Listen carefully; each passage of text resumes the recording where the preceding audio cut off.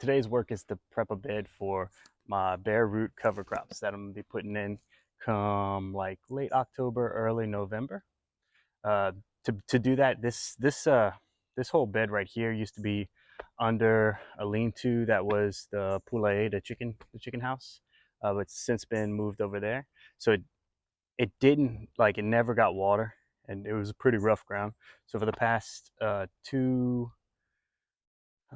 3 seasons I've been growing cover crops in it. I did bitter melon and sunflowers most recently, and then switched it over to some peas and some grass.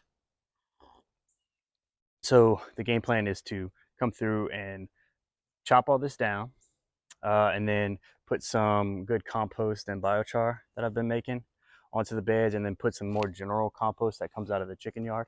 I just kind of In the fall, I collect everybody's leaves in the neighborhood. Sometimes they just drop it to me, and I put it in the chicken yard. And over the years, they put some nitrogen in it, and they scratch it around to oxygenate it, and it eventually becomes like my like base compost. And then I take but my like good compost. I take my chicken scraps and my coffee and the bedding from the chicken house, and I mix that with like the ashes from when we barbecue, and char. Whenever I have a bunch of sticks, I'll make some char out of it, and I'll put it in there, and I'll just add grass clippings. So that one's much more nutrient dense, and then this one's much more like a layering mulch that is not as nutrient dense, but I get a large quantity out of, right. The I got me some cardinals just behind y'all, because y'all kind of in a tree. I'm kind of in a magnolia.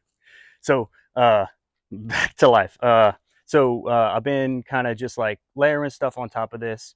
I'm gonna keep all that stuff down there. I'm not gonna rake it away or anything.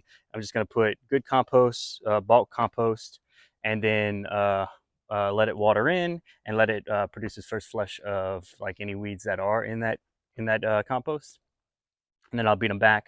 And I'll do that through all of September and October.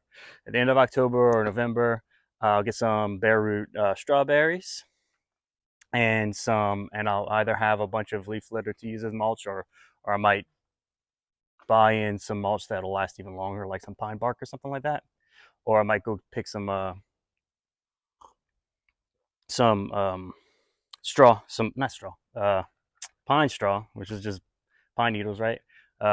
To put down underneath it. I haven't figured out my mulch situation yet, but by then, most of the stuff that I drop here that I cover in compost should be pretty well composted. Should have had a couple flushes of weeds, so I can kind of get rid of, just kind of like deplete that seed bank a little bit.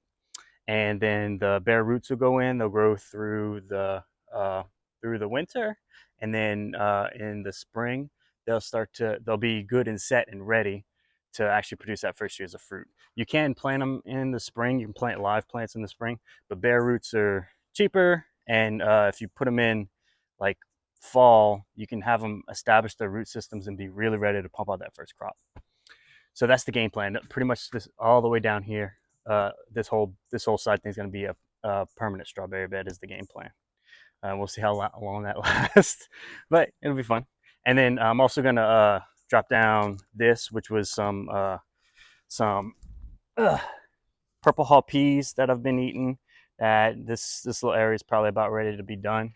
So I'm going to drop this down, and I'm probably just going to rake it to the side, and then direct sow some of my first batches of carrots in there, and then I'll lay down a what that called?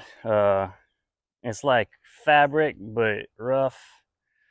Uh, Burlap. The burlap. I'll lay down the burlap here to keep the seeds moist, because you have to keep carrot seeds moist for like 10 straight days for them to germinate. So what I do is normally I like uh, break away to bare soil, lay down seed, maybe put like a light application of compost on top of that, and then water that in well, cover it with burlap, maybe cover it with leaves and stuff like that, and then just leave that for a week, and then come and start to check. And as soon as I see the first couple seeds come up, pull the burlap back, which will pull the leaves back and everything, and then just let those spring up. And as soon as they kind of establish, once they kind of start to shade the bed, you don't have so much worrying about weeds to do, right?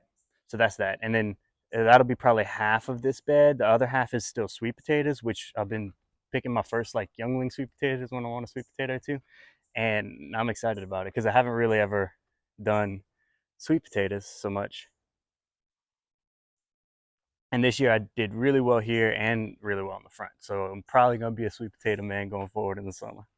When I'm putting in my okra, and when like a month or two before I'm taking down my tomatoes, I'm dropping sweet potato in going forward. That's gonna be fun. All right, so that's the work. Let me go do.